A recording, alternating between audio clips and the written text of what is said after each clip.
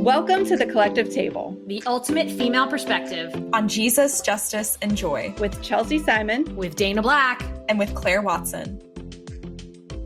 We are all United Methodist pastors in different places of the ordination process. The three of us are working to provide progressive and affirming Christian content, resources, and community through the Collective Table. The Collective Table offers many ways to connect in person and virtually, such as a podcast. We are in our sixth season of the podcast, diving into the parables of Jesus. Each episode, we will discuss these stories that Jesus told, which uproot, not confirm conventional thoughts and ideas.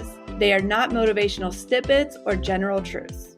This may seem surprising or unsettling for many of us, especially if you've been raised in the Christian faith tradition. Our goal throughout the season is to help you get comfortable with feeling uncomfortable.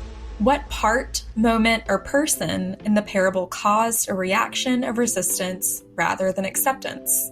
How might we, together in community, understand this parable from a different perspective? Can we allow ourselves to seek with curiosity so the breath of God can speak to us today in our time and space?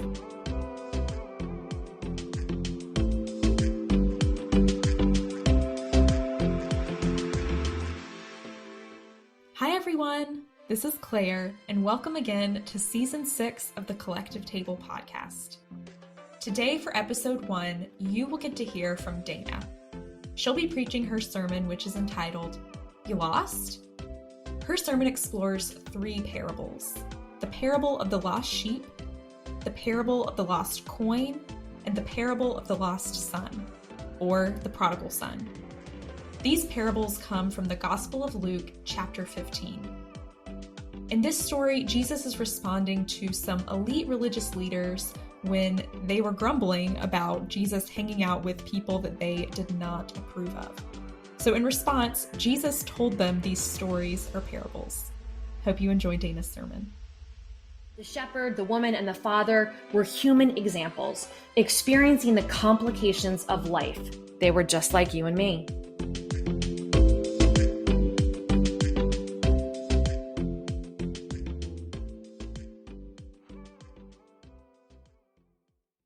Flower Hill Plaza is located at the intersection of Via de la Valle and the 5 Freeway. It's a popular and hip place that includes a Whole Foods, Burger Lounge, and the famously expensive toy store Geppetto's. There's a large billboard that promotes the stores in the plaza using some play on words. The current one says, "Lost?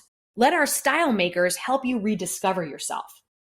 I found it interesting that the billboard used the word rediscover instead of discover, as if to say, I've already been found, and if I get lost along the way, I just need a style maker to bring me back into the fold by updating my style.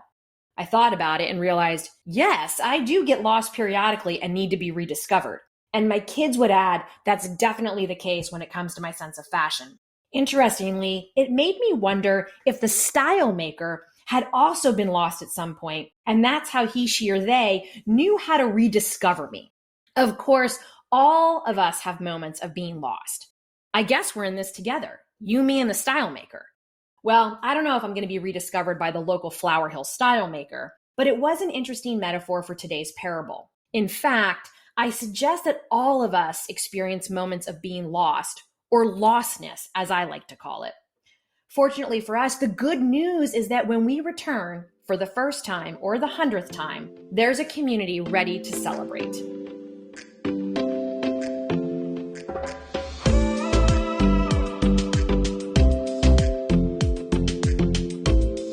Today, we kick off 3 months of discussions on the parables of Jesus. As you'll hear several times, parables are stories meant to uproot and challenge all of us. They are meant to expand our perspective. They are not general truths or statements about moral values. And perhaps most importantly, parables come alive repeatedly with every generation.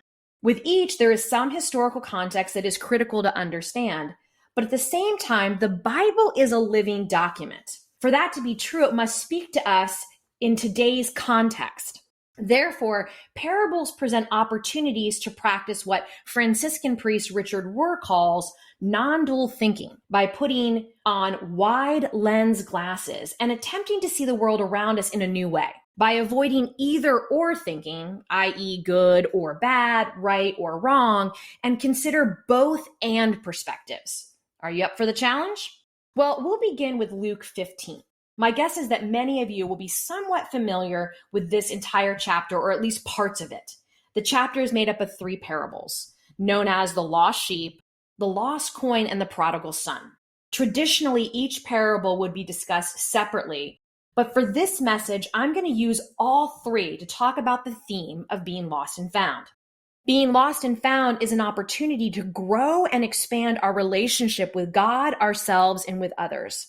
The experience of lostness creates a space to share our vulnerability with each other, to listen and to experience affirmation. It is a journey that, when practiced together, fosters celebration, rejoicing, and yes, transformation. Just a quick side note, I'm not going to read all of Luke 15. We have printed copies available for you, or you can check out and download Bible Gateway app on your phone for future reference. It's a great resource that allows you to read a passage through a variety of translations. Instead, I'm going to summarize the 3 parables. As context, Jesus is directing the stories towards the Pharisees, or religious leaders of the period. However, the tax collectors and sinners who were drawn to Jesus and his message would have been listening too. This annoyed the Pharisees because Jesus just didn't talk at the tax collectors and the sinners, but rather he built relationship with them.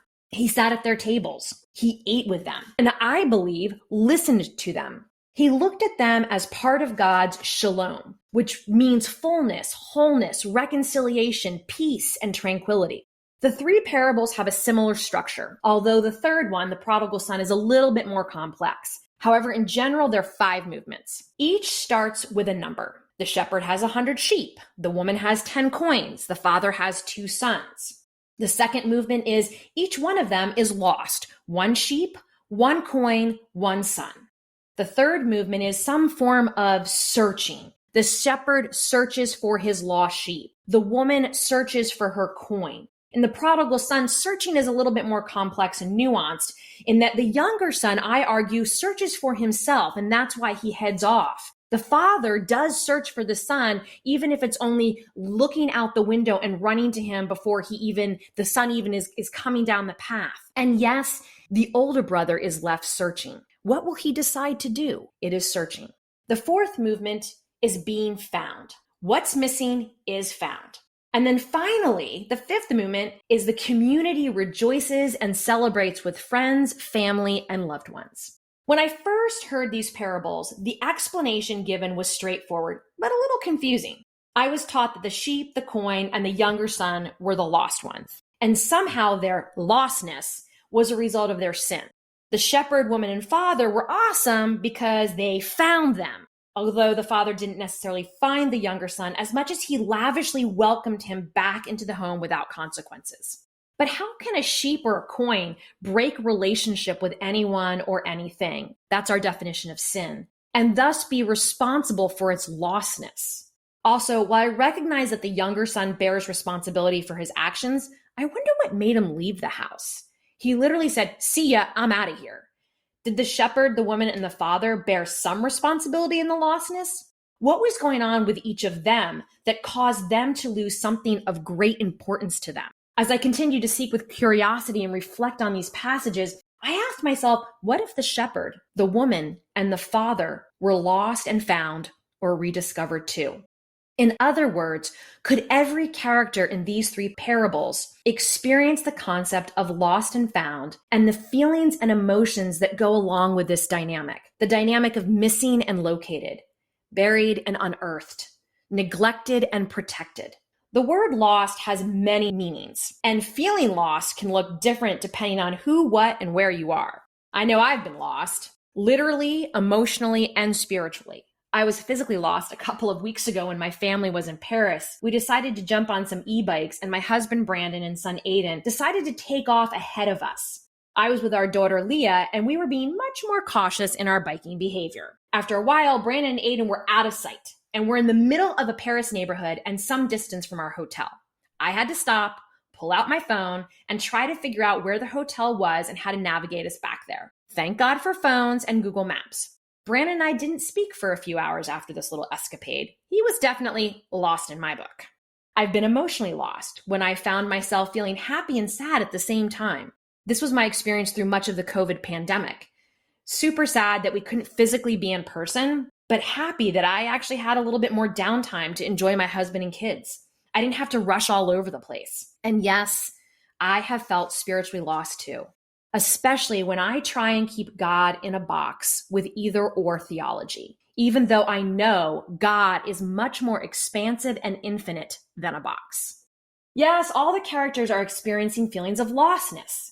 I imagine the shepherd felt lost when he realizes the sheep is gone. Did he fail to notice what's missing because he had too much going on around him?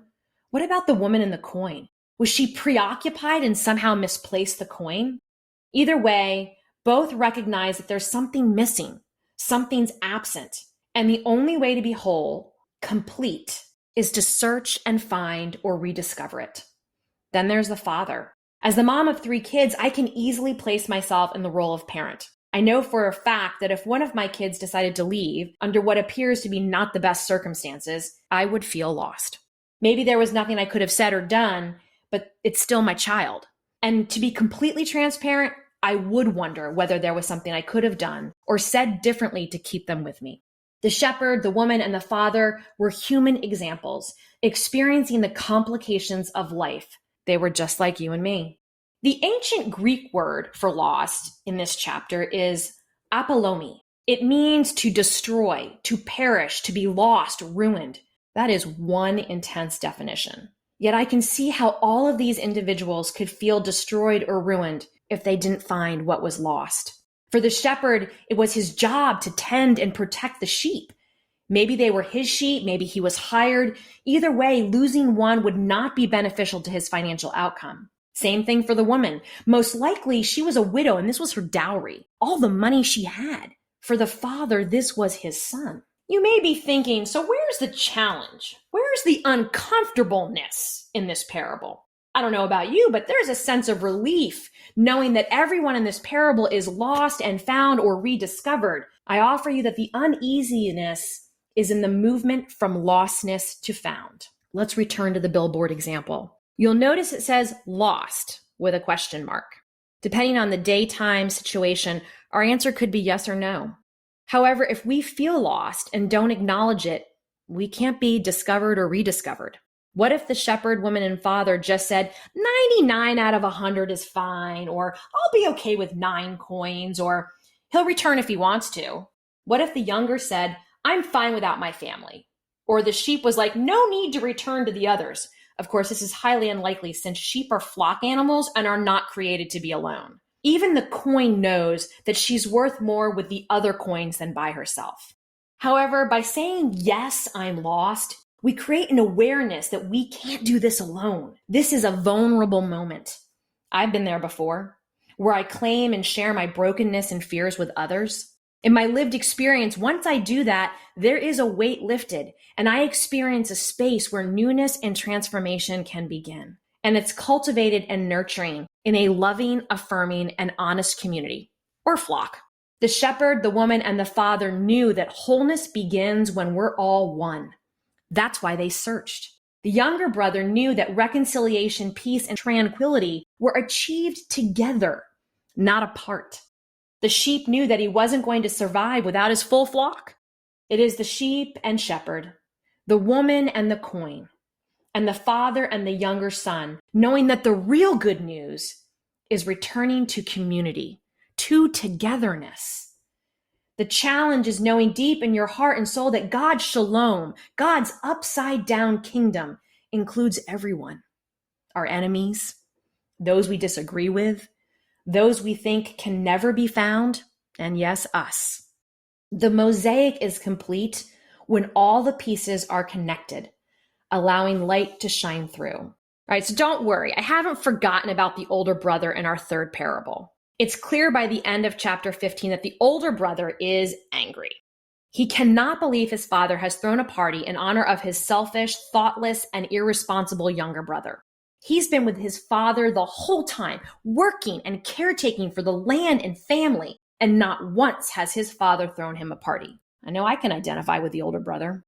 The father reminds the older son that you have always been with me and that all that is mine is yours. In other words, we've always been together. We've never been broken. Now the older brother must decide if he'll walk away or walk into the celebration. As the reader, we're left to contemplate these options. I believe the older brother is going to experience a sense of lostness either way. The difference is if he walks into the celebration, he has the immediate opportunity of sharing his struggle, pain, and emotions with a community. He won't be alone. And maybe after venting and being validated by his father, brother, and family, he'll be rediscovered.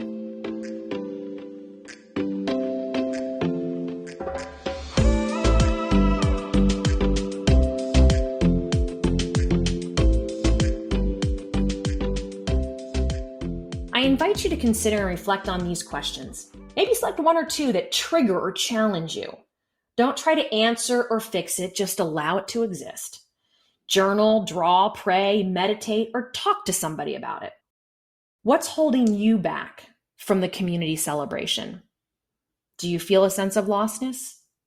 Do you feel like you can share it with someone? Who is missing, neglected, and hidden in this community? And finally, how can each of us become a style maker, searching and finding because we've been there before? May it be so. Thank you so much for listening. Together, we are what God looks like. The Collective Table is supported by San Diego United Methodist Church in Encinitas, California, and the California Pacific Annual Conference of the United Methodist Church.